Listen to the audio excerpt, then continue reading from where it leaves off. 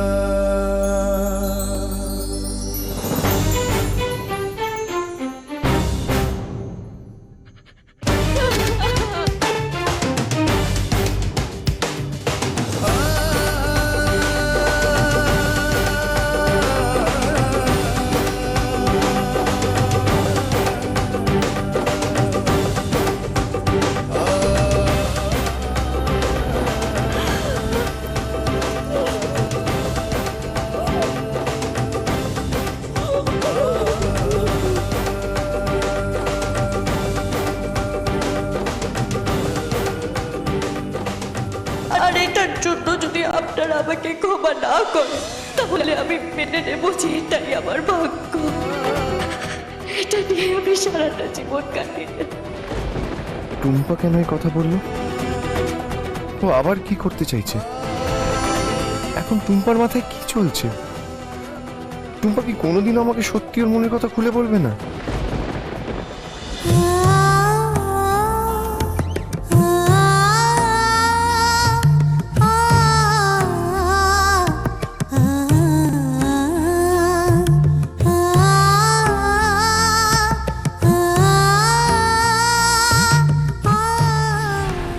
টুম্পাদি, কিরে কোথায় যাচ্ছিস তুই? আসলে আমি একটা কাজে বেরোচ্ছি। আচ্ছা ঠিক আছে চল, আমিও তোর সঙ্গে যাচ্ছি। না না না বাবলু, না, আমাকে একাই যেতে হবে। ভেতরে যা, দেরি হয়ে যাচ্ছে। না, আমি আর পিছন ফিরে তাকাবো না। এই তোর চাটা খাওয়া শেষ হলে সোমার একটুখানি ওই ওয়ার্ক এডুকেশনের কাজটা দেখে নিবি তো, সব গুছিয়ে দিবি। ভাগ্যিস বাবলুদাকে বলেছো। কেন, আমি কি কিছু পারি না নাকি? না না থাক না, বাবলুদাই করুক না। আমাকে দেখলি আমার যত কাজ মনে পড়ে। এই তুই কি বিড়বিড় করছিস রে? না কিছু না।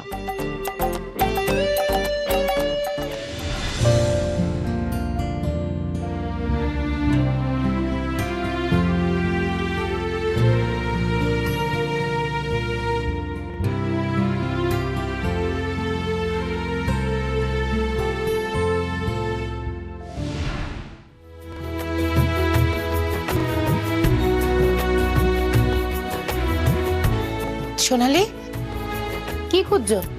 এই দেখো তো, লাল সুতোটা শেষ হয়ে গেছে, আনাই হয়নি। ও তা বাবলু আছে তো, তুমি একদম চিন্তা করো না, বাবলু গিয়ে নিয়ে আসবে। বাবলুদা কোথাও যেতে পারবে না, দেখছো না আমার সাথে কাজ করছে। সুতোটা এনে দিয়ে তোর সাথে কাজ করবে, বেশি বকিস না, বুঝেছিস? আরে টুম্পাতি তো বাইরেই আছে, বলো না আসার সময় কি সুতো লাগবে নিয়ে আসবে। এই তো একদম ঠিক কথা বলেছিস। দাঁড়া, আমি টুম্পা দিকে না একটা ফোন করি। কিন্তু টুম্পা তো আর ফিরবে না। গেলে কি হবে? হ্যাঁ, টুম্পা নিয়ে আসতে যাবে কেন? তুই গেলে কি হবে? টুম্পাদের ফোন তো বাড়িতেই বাজছে।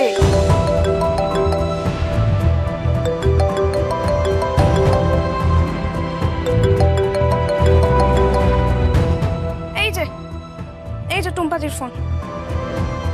টুম্পাদি ফোন নিয়ে যায়নি, এরকম তো টুম্পাদি করে না। তুই কারোর সাথে যোগাযোগও রাখবি না, তাই না টুম্পা?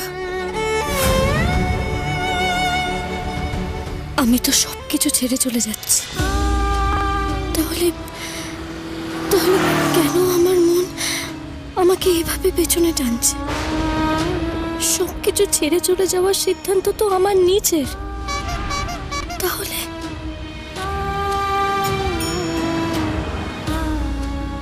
না,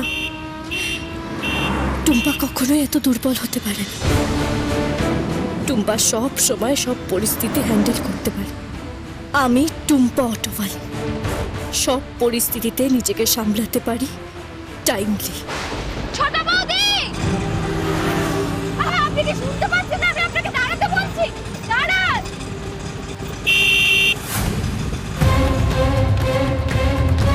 আপনি কি শুনতে পান না? আরে একটু হলে তো লেগে যেত, তখন আমাকেই দোষ দিতেন, তাই না? আমি আসলে কিছু হয়নি, আপনি যান, কিছু হয়।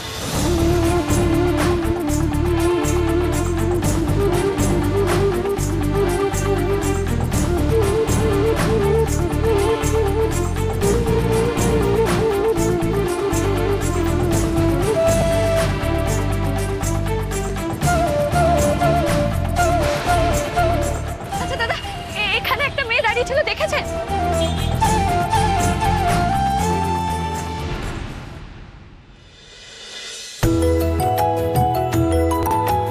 আরে আরে আরে, কি করছো কি তুমি?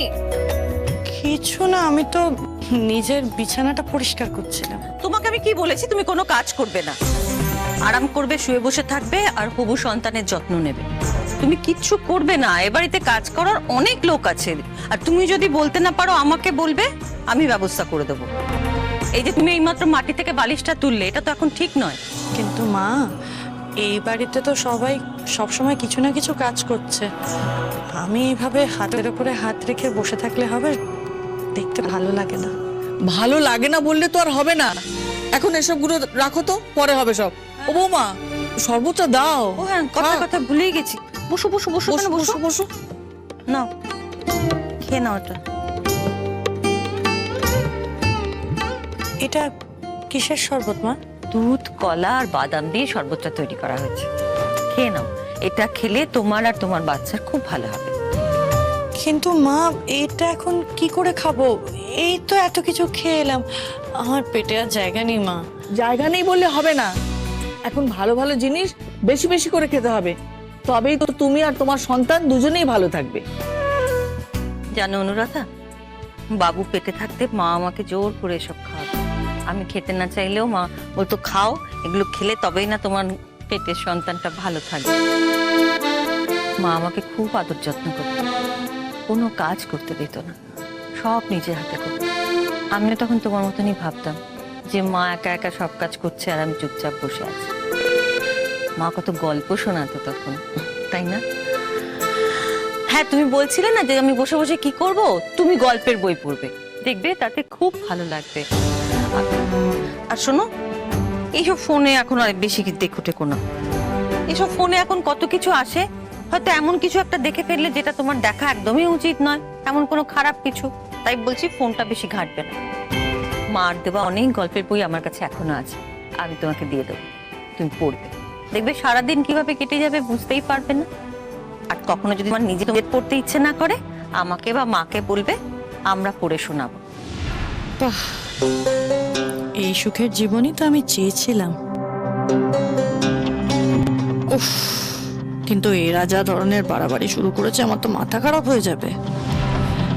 কিন্তু এখন তো কিছু করার নেই, এখন তো একটু এদেরকে সহ্য করতেই হবে। কি হলো, খাও।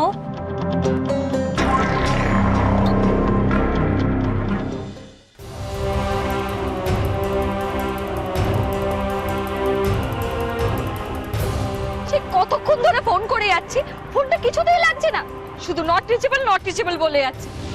কিন্তু কিছুক্ষণের মধ্যে মানুষটা গায়েব কোথায় হয়ে গেল।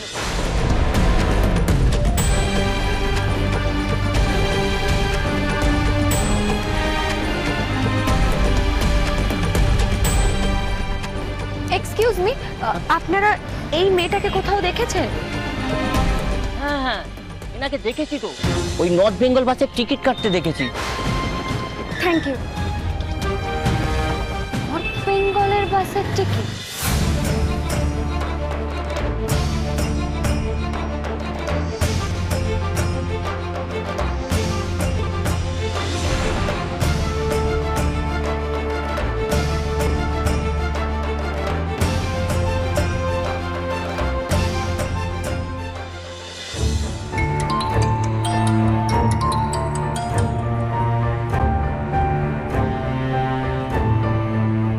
হ্যাঁ বলো।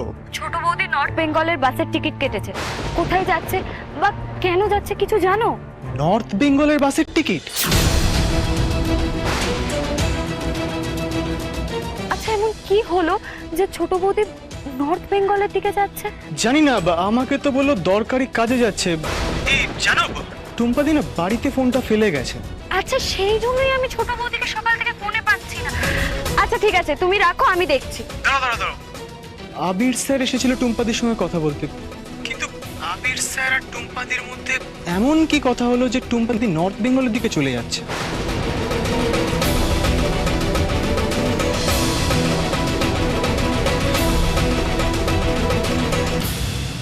আমার কি সব বলে দেওয়া উচিত? কিন্তু বলি বা কি করে? আমি তো টুম্পাকে কথা দিয়েছি।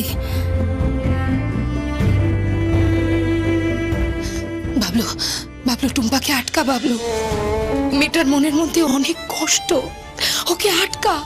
আমি জানি মামি, আটকাতে তো হবেই। আমি একবার আবির স্যারকে ফোন করি, আবির স্যার নিশ্চয়ই কিছু জানে।